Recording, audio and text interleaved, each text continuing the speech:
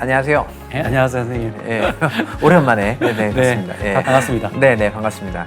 제가 선생님 강연하시는 모습을 이렇게 보면서 강연 내용 중에 제가 정말 뇌리에 딱 꽂혀가지고 안 없어지는 단어들이 몇 개 있어요. 첫 번째는 다양성도 진화한다라는 거고요. 근데 아마 더 중요한 거는 근데 다양성도 학습을 해야 된다. 인구 문제를 해결하기 위해서는 다양성이 커져야 된다는 말씀해 주셨던 게 아주 인상 깊었습니다. 네. 저는 이제 선생님이 인구학자시니까, 우리 세대가 좀 달라진다는 말씀을 하셨잖아요. 네. G세대가 어떻게 보면은 문화적으로 다양성, 선생님은 이제, 문화적인 동질성이라고 표현을 하셨지만 그게 결국 다양성을 만들어낸다고 말씀하셨고, 그래서 세대가 좀 달라졌다. 그런 부분이 다양성을 만들어내는 원천이다라는 말씀을 하셔서 그런 부분에서 굉장히 생각해 볼 거리가 많다고 생각이 들었습니다. 네. 저는 오늘 이제 그래도 선생님 강연을 듣고 나서 첫 번째 질문을 해보면, 우리가 이 다양성 이야기를 하면서 다양성은 굉장히 좋은 것처럼 생각을 많이 하게 되어요. 그러면 이 선생님 진화학을 공부하시는 입장에서는 다양성은 우리가 이렇게 좋다고 인지를 해야 되는 걸까요? 아니면 어떻게 봐야 되는 걸까요? 어떤 경우는 획일적인 목표를 가진 게 그 사람이나 그 집단에게 도움이 될 때가 있고요. 또 어떤 경우에는 그게 아니라 다양성이 그 집단이 유지돼야지만이 더 좋은 경우도 있거든요. 근데 환경이 계속 변하고 있고 그 변화의 속도가 굉장히 빠르다 그랬을 때는 그 집단 내에 굉장히 다양한 요소들, 다양한 변이들이 존재할 때 사실 그 집단도 굉장히 건강해지고 그 변화에 대처할 수가 있거든요. 현대사회는 굉장히 빠르게 변하고 그리고 굉장히 많은 다양한 집단들이 서로 만나서 무언가를 해야 되고 그게 전쟁이 아니라 이제 협업을 해서 뭔가 더 큰 거를 우리가 도모해야 되고 이런 상황에는 다양성이라는 것이 가치가 있는 거죠. 그래서 왜 우리가 지금 다양성을 추구해야 되는가를 생각해 보면 그건 지금 다양성을 추구해야 되는 시대예요. 근데 예를 들어 부족 사회에서는 다양성 그렇게 필요하지 않았죠. 왜냐면 뭐 다른 부족 만날 기회도 별로 없다 그러면 그 안에서 편한 사람들끼리 자원이 충분히 서로 공유될 수 있는 경우라면 굳이 불편할 필요가 없는 거였어요. 그러네. 그게 지금 저는 그냥 인구학적으로 생각을 해보면 동일성, 동질성이 높았던 사회에서는 그 사회가 유지되는 데 있어서 별로 문제가 없었던 것 같아요. 지금은 우리가 사회가 정말 복잡하게 진행이 되고 있고 굉장히 빠르게 바뀌어 나가는데 거기서 똑같은 거를 추구를 할 거냐 아니면은 다름을 인정하고 다름을 활용을 할 거냐는 굉장히 다른 사회적 가치를 만들어내는 것 같아서 인구학적으로도 선생님 지금 하시는 말씀이 굉장히 중요하다고 생각이 듭니다.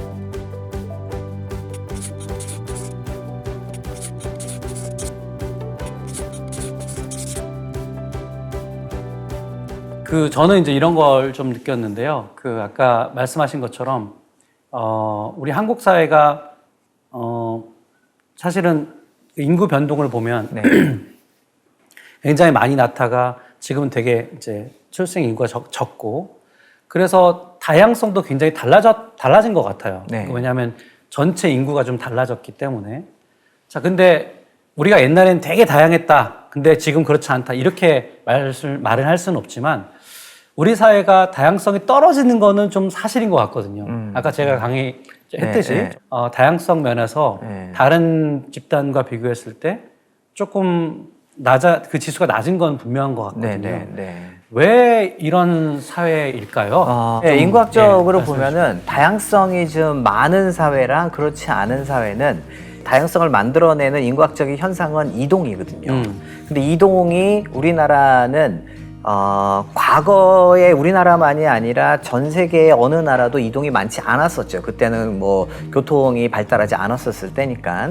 그런데 이렇게 뭐 20세기 이후의 세상을 보면 글로벌 세상을 보면 한국은 한국전쟁 이후에 거의 한반도에서 섬나라처럼 이렇게 살아왔던 거잖아요.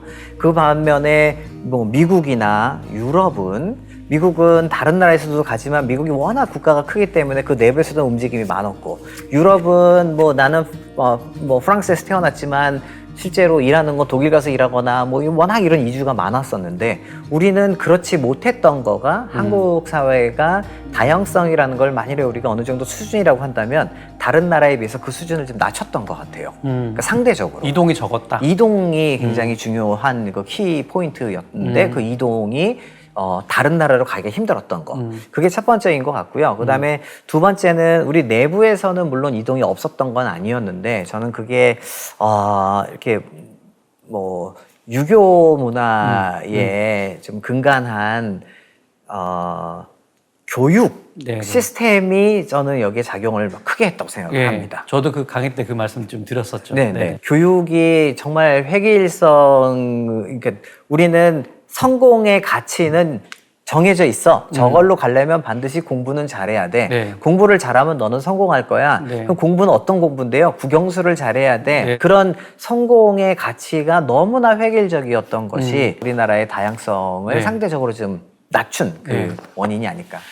중학교, 고등학교 가면서 일종의 왜 공부를 잘해서 이제 대학 입시 모드로 가다 보니까 기준이 하나가 되고 그 전까지는 사실은 아이들도 나는 운동을 잘해. 공부는 좀 그렇지만 나는 뭐 노래를 잘해. 춤을 잘 춰. 이런 것들이 자기의 자존감을 높이는데 큰 역할을 했거든요. 네. 그러니까 대학을 잘 가는 게 교육의 모든 기준의 핵심이라고 보면 사실 나머지 사람들은 사실 자존감을 회복할 길이 없어요. 네. 이렇게 서로 코의 입을 공진화하면서 우리 네. 사회가 지나치게 특정한 기준을 가진 경쟁 사회가 된 게 아닌가 이제 약간 그렇게 생각을 해요. 예. 그러니까 그게 경쟁이 없어서는 안 되기 때문에 분명히 한국 사회를 특히 경제적으로 발전시켰던 원동력이기도 하지만 그게 이제 동시에 지금은 투머치가 네. 되어서 그게 오히려 한국 사회의 저출산이라는 걸 낳기 시작했고 청년들로 하여금 그 요즘 우리나라의 청년들이 20대 자살률이 지금 OECD 국가 중에 제일 높잖아요. 네, 그렇죠. 그래서 그런 거 이렇게 나타나는 부작용이 뭐 동시에 너무 큰 거죠.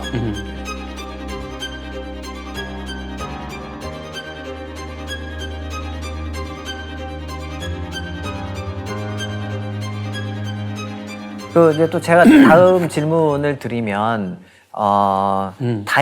사회가 이제 다양해지고 있다는 이야기는 그만큼 다양성의 가치를 우리는 생각을 안 할 수가 없을 텐데 이 다양성의 가치라는 게 결국에는 다른 사람을 이렇게 포용하는 게 아닐까라고 생각이 드는데요.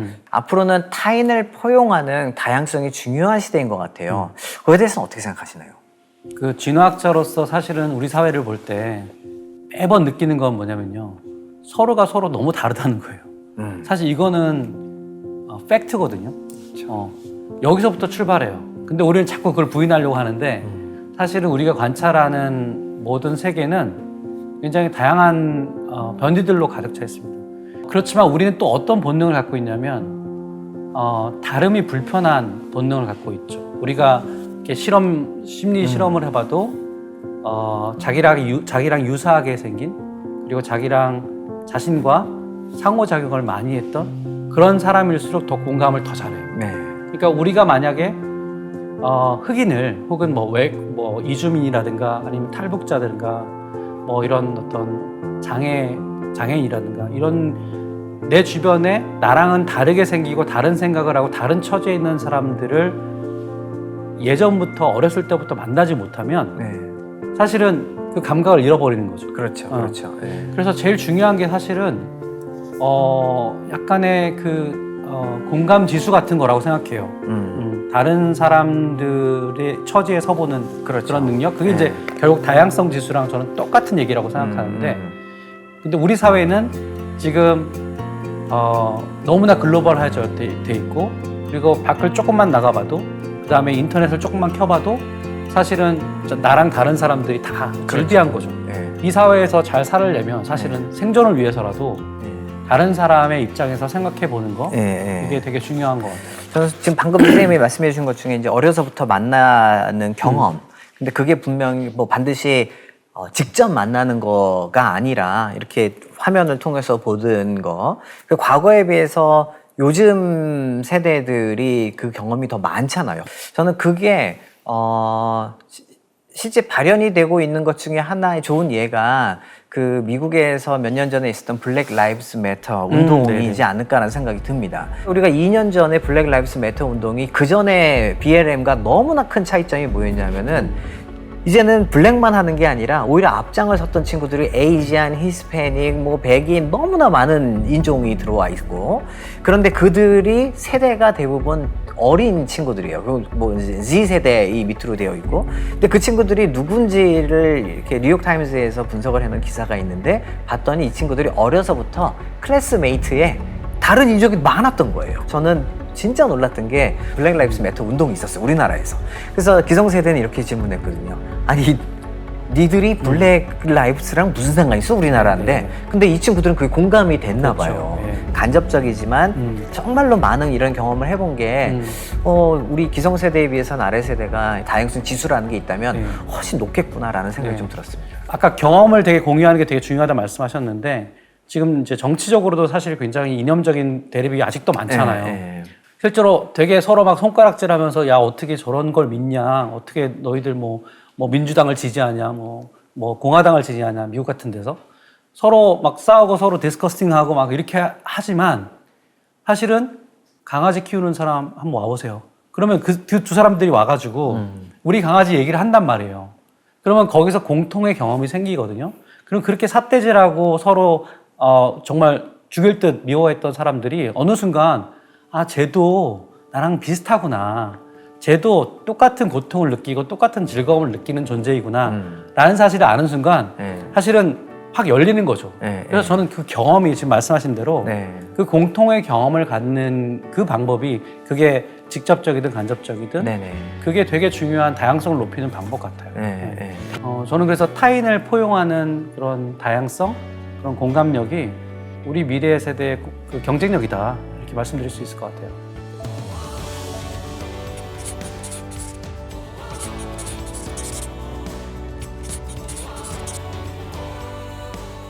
그래서 아까 이제 MZ 세대도 아니고 G 세대, G세대. 알파 세대 말씀하셨는데 이 후속 세대들을 좀 생각을 해볼게요.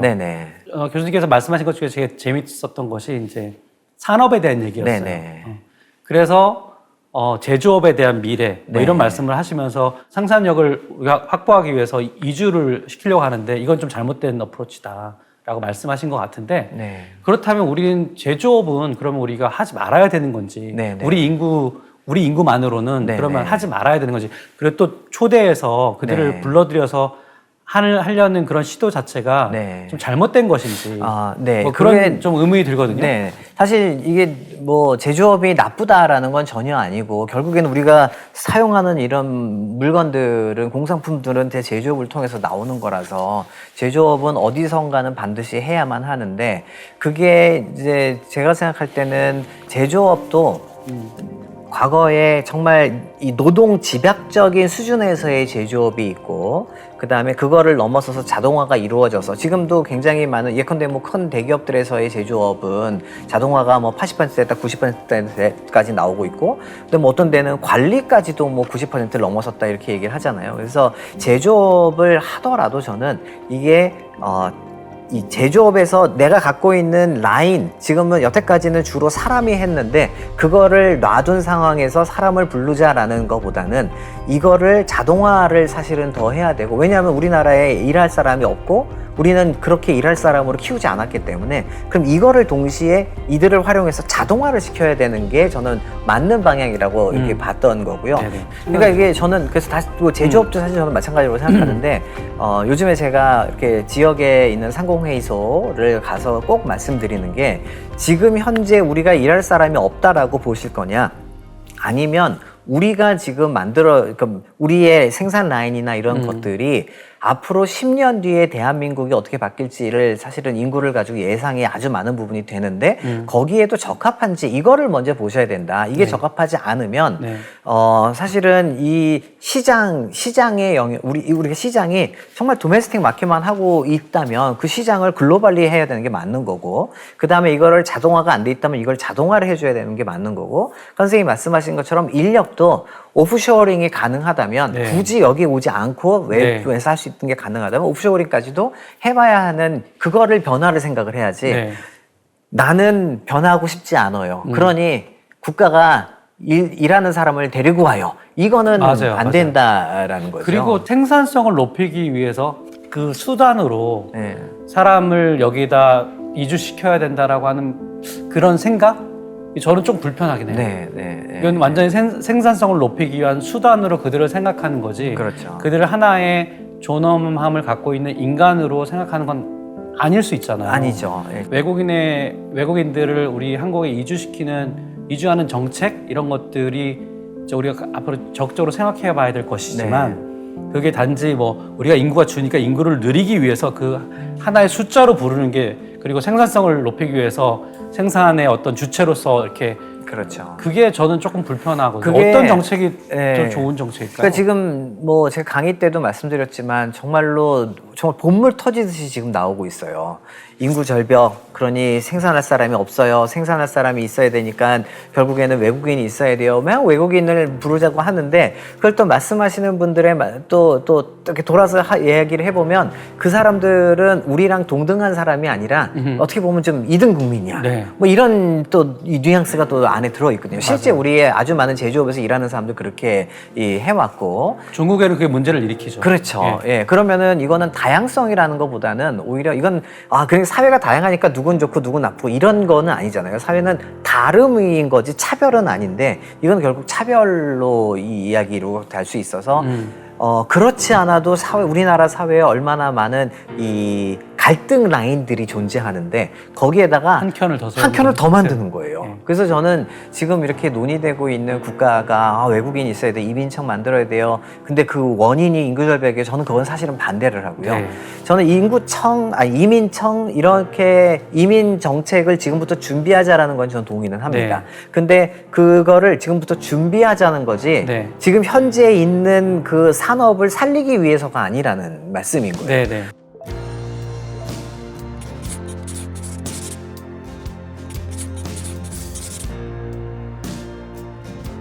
그 교수님 좀 전에 이제 Black Lives Matter, 네, 네. Black Lives Matter, Matter, 네. 그 얘기 BLM을 얘기하셨는데, 네. 그러니까 또 한편으로는 너무 긍정적으로 보신 거 아닌가. 이제 소셜 미디어의 역할일 수도 있고, 약간의 양극화일 수도 있고요. 깊이 공감하지만 또 한편으로는 자기가 관심 없는 것들은 정말 무관심하고 네, 네. 심지어 혐오가 그렇죠. 일어나기도 예. 하고 예. 그래서 Z세대가 어떤 그 문화적 동질성 그래서 다양성으로 넘어가는 어떤 그런 DNA를 갖고 태어난 것 같다 말씀하셨지만 네. 또 한편으로는 되게 우려사항도 있거든요. 이 친구들이 태생적으로 글로벌한 거는 맞아요. 그렇기 때문에 문화의 뭐 동질성 혹은 동시대성이라는 거를 타고난 거죠. 그래서 중요한 게 다양성도 학습을 해야 된다라는 네. 그 말씀 네. 해주신 것처럼 네. 그래서 저는 우리가 앞으로 더 다양한 세상에서 살 수밖에 없는 친구들인데 이 친구들이 바깥은 다 다양한데 우리끼리 안 다양하면 저는 뒤처질 것 같아요. 국제사회에서 경쟁력이 점점 떨어지고 다양성이 커질 수밖에 없는 시대에서 과연 우리가 후속 세대를 어떤 식으로 그럼 교육을 시켜야 되느냐 이거에 대해서 저도 조금 생각을 하거든요. 사고의 유연함 그리고 창의력 그리고 우리가 여태까지 말로만 해왔던 그 융합적인 지식 네. 이런 세 가지가 어우러진 그런 교육을 시켜야만 저는 이 후속 세대가 그 진정한 이렇게 다양성을 경쟁력으로 체화할 수 있는 인재가 될 수 있을 거다 근데 생각해요. 선생님 제가 좀 의문이 드는 게 네.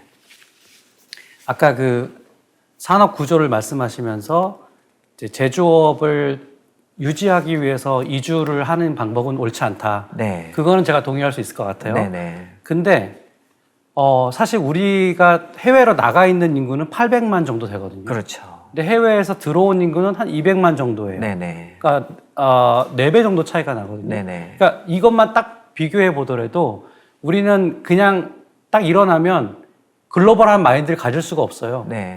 왜냐면 주변에 다 비슷한 사람들이 있거든요. 근데 유럽을 가거나 외국의 이제 큰 도시들을 가보면 그냥 일어나서 보는 사람들이 다 자기랑 다른 사람들이에요. 그렇죠. 예. 그랬을 때 느끼는 어떤 그 다양성의 감수성은 우리랑 굉장히 다르거든요. 그렇죠. 예. 그래서 그 관점에서 보면은 더 많이 들어와야 돼. 이게 산업만이 문제가 아니라 더 많이 들어와야지 우리를 위해서도 좋은 거 아닌가. 네, 이런 생각이 좀 들거든요. 맞아요. 그 제조업을 이제 벗어나서 앞으로의 글로벌 사회에서의 그 이주가 더 많아지게 될 수밖에 없는 거로 가는데, 그런데 한국 사회에서가 지금 말씀하신 것처럼 우리는 나가는 거 오케이 가세요. 근데 당신들은 우리나라에 오면 들어오지 안 돼요. 마세요. 앞으로는 그런 전략이 아마 우리 국가의 발전에도 먹히지 않을 가능성이 크죠. 우리가 지역을 보면 우리 지역에서 아이들을 그렇게 교육을 되게 잘 시키거든요. 근데 잘 시켜가지고 우리 아이들한테는 서울 가라 그러고요. 그러면은 그러면서 우리 아이가 뭐라 그러냐면 우리 일할 사람이 없다 그래요. 네. 예. 그러니까 그건 사실은 좀 이게 말이 안 맞는 거잖아요. 그러니까 결국 그건 무슨 뜻이냐면은 우리 애가 가면은 여기에 다른 애도 들어오려면 여기는 우리 애도 들어올 법해야만 한 거죠. 맞습니다. 예. 그래서 그 얘기는 이게 어우러져 살 수 있는 공간이 되어야 되는데 지금으로서는 그렇게 안 되어 있었었고 대한민국이. 네. 근데 저는 그게 계속 말씀드리지만 이제 가능할 수 있다. 그 첫 번째의 가능성이 우리나라가 생산 인구가 줄어들어서가 아니라 세대가 바뀌고 있기 때문에 이 세대의 특성상 그럴 최소한의 가능성은 이제 열린다. 근데 네. 그걸 가능성으로 끝낼 거냐 더 열 거냐는 이제 네. 앞으로 할 일이겠죠. 자, 그러면 예. 세대가 좋아졌어요. 말하자면 네. 감수성이 조금 우리랑 달라요. 우리 네. 기성세대랑. 그건 좋은 일이죠. 자, 그런데 그 아이들을 그냥 원래대로 하면 원래 그냥 있는 교육대로 하면은 다양성을 더 개발하고 훌륭한 사람이 되고 더 글로벌 시티즌이 되고 이럴까를 생각해 보면 예. 그렇지 않은 요소들이 너무 많아요. 맞아요. 우리랑 또 다른 거는 그들은 SNS나 이런 어떤 소셜 미디어에 너무 그냥 태어날 때부터 그게 몸에 이제 체화된 친구들인데 네. 그게 다양성을 키워주는 부분도 있지만 왜냐하면 전 세계 다양한 사람들을 사실은 만날 수 있으니까요. 근데 그 플랫폼의 특성상, 알고리즘의 특성상 자기가 좋아하는 사람들하고 그렇죠. 자기 성향이 비슷한 사람들하고만 계속 만날 수 있는 필터링된 지식만 받을 수 있는 그런 특성이 또 있기 때문에 네. 양극화로 갈 가능성도 있고요. 네.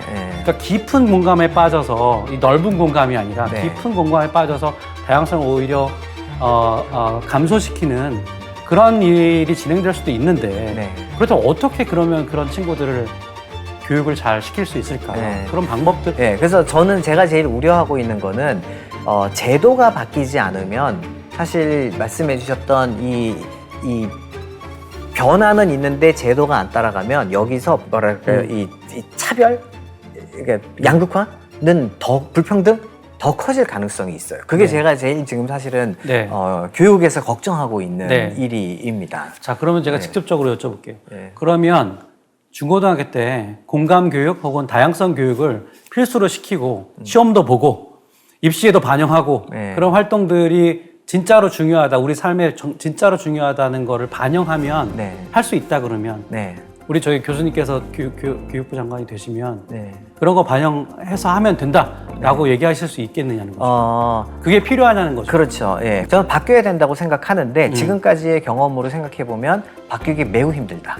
그래서 저는 사실 이런 말씀을 이렇게 드려도 될지 모르겠지만 공교육보다는 사교육이 먼저 바뀌어주면 가능하다라는 생각이 듭니다. 네. 근데 사교육은 우리가 딱 떠오르는 생각은 사교육의 목표는 수능을 잘 보는 거잖아요. 그래서 좋은 대학을 가는 게 목표이기 때문에 거기에서 그러면 사교육이 따라갈 이유가 없지라고 생각할 수 있어요. 하지만 이게 이제 경험적으로 사람들이 느끼기에 공감을 하거나 다양성을 인정을 하거나 하는 것이 국제 이 글로벌 마켓에서 활동하는데 도움이 되는구나라는 거를 경험적으로 알기 시작을 하면요. 네. 마치 과거에는 대학 가면 무조건 성공할 거야라고 실제로 대학 간 사람이 성공을 했으니까 그래서 그걸 경험적으로 보고 대학 가면 성공할 거야라고 했는데 봤더니 대학 간다고 성공하지 않다라는 거를 사람들이 또 보기 시작을 했잖아요. 네. 그러면서 이제 뭐 대학을 안 가는 사람도 있고 난 다른 식으로 돈을 벌겠어 하는 사람 나오는 것처럼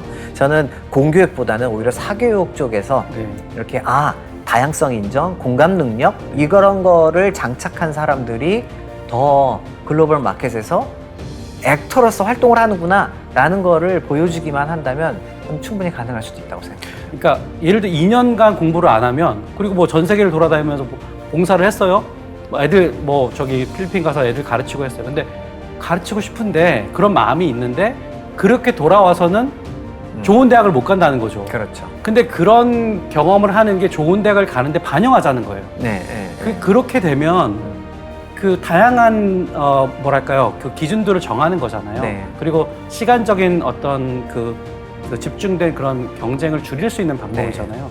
그런 것들을 좀 얼마든지 우리가 해야 되지 그렇죠. 않을까. 예. 근데 그게 이제 불가능할 때는 경쟁이 심할 때는 그런 얘기 하기가 쉽지 않잖아요. 그런데 이게 인구가 많은 현상들의 문제이기도 하지만 또 해결점의 시발점이 될 수 있는 게 또 인구라서 지금 대학이 뭐 어려워지기 시작하지 않았습니까? 아직은 서울에 있는 큰 대학들이 그렇게 어렵다고는 얘기 안 하지만 거기도 워낙 학생들이 줄면은 이제 어려워지기 시작하면 지금까지의 수능으로 뽑는 그 2년의 갭이어를 하고 돌아와서 안 되는 이유는 우리는 대학에 들어갈 때 수능을 봐야 되고 수능은 고등학교 때까지의 이 경험을 보는 거잖아요.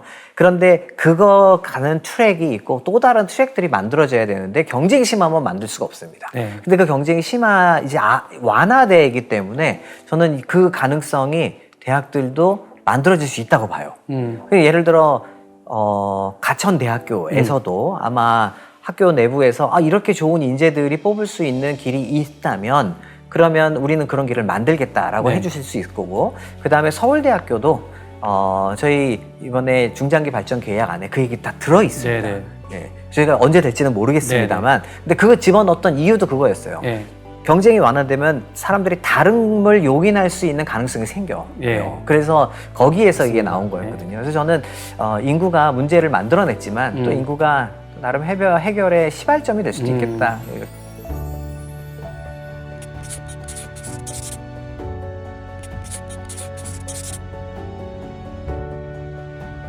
자, 이제 다른 문제, 다른 질문을 하나 드리면, 자, 이제 그러면 이 사람들이 다양성을 갖는다는 거, 그거는 그러면 다 다양한 저는 인구학을 하는 저로서는 일단 다양함의 시작점은 사람들의 이주. 그래서 나랑 다른 피부 색깔이나 다른 언어나 다른 문화를 가진 사람이 주변에 이렇게 있게 되는 거. 이거를 저는 이제 다양성이라고 봤는데, 근데 진화학의 관점에서 다양성 그러면 그게 가치관이 다른 걸까요? 아니면은 뭐가 다른 걸까? 그게 첫 번째 질문이고요. 그리고 좀 이렇게 아까도 선생님 말씀해 주셨듯이 우리가 너무 한국 사회가 획일적인데 좀 여러 개의 목표를 갖게 만들어야 된다.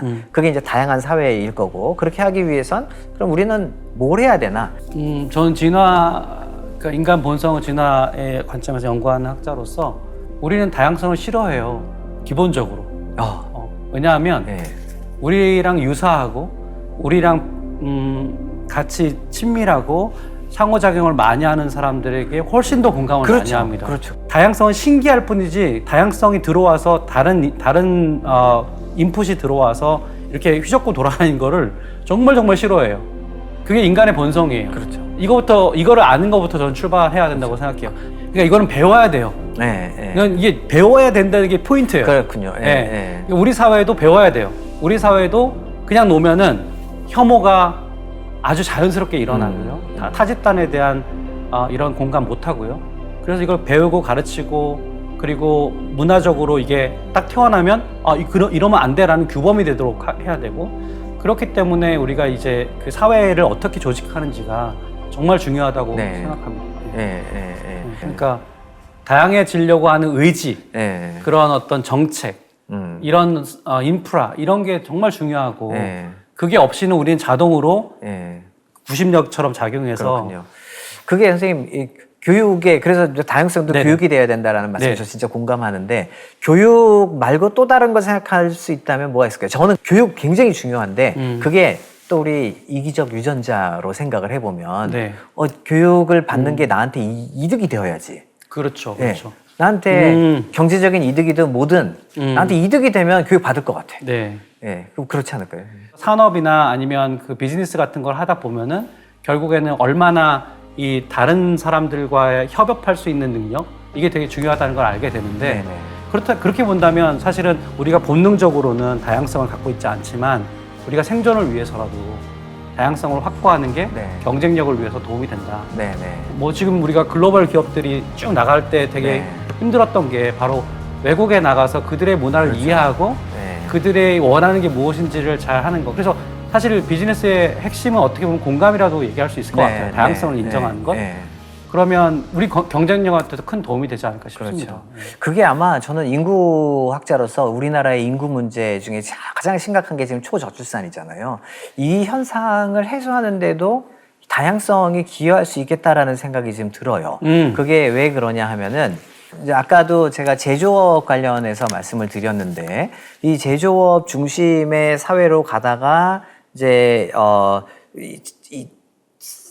여전히 산업은 제조업 중심인데 실질적으로 우리가 키워놓은 인재는 후속 세대 인재는 제조업에서 일할 사람을 키우지 않았기 때문에 맞아요. 그게 엄청난 경쟁을 낳은 거잖아요. 네. 그래서 이 친구들이 경쟁이 그렇게 심하면 그게 이제 서울 수도권으로의 집중이 밀도가 심해졌고 경쟁이 심해지니까 출산율은 떨어질 수밖에 없는 게 당연한 현상이었는데 네, 네. 그런데 이게 만일에 요 친구들에 맞는 산업군으로 바뀌어 나간다면 미래에 제조업 중심이 아니라 왜냐면 우리 그렇게 키웠으니까 그러면 요게 변화가 되고 거기에 이제 근데 시장 자체가 이제 앞으로 또 글로벌해지면 그러면 다양성이 늘어나게 되는데 이 늘어나는 다양성이 이 친구들의 잡마켓에서도 이 지금은 획일화되어 있는 잡마켓을 쫙 이렇게 펼칠 수 있을 것 같아요. 공간적으로. 네, 네. 또 시기적으로도. 네. 그게 된다면 출산율을 확 떨어뜨렸던 그 원인인 밀도와 경쟁력. 경쟁력이 아니라 밀도와 지나친 경쟁. 네. 예, 이거를 떨어뜨려서 우리나라의 출산율도 다시 회복할 수 있는. 그래서 지금이야 뭐 0.75까지 떨어졌지만 그게 아마 2030년대 중반이 되면 그럼 저희가 지금 논의한 대로 간다 그러면 저는 다시 한 뭐 2까지는 안 올라갈 것 같고요. 한 1.2 정도까지는 올라갈 수 있지 않을까? 이런 생각도 좀 들어요.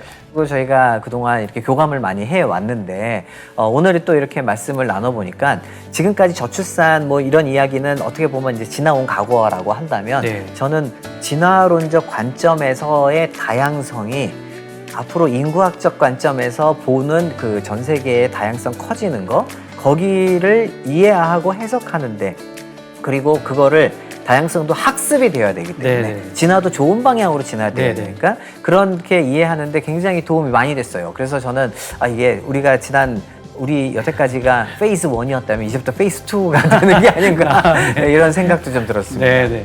제가 재학기 때 네.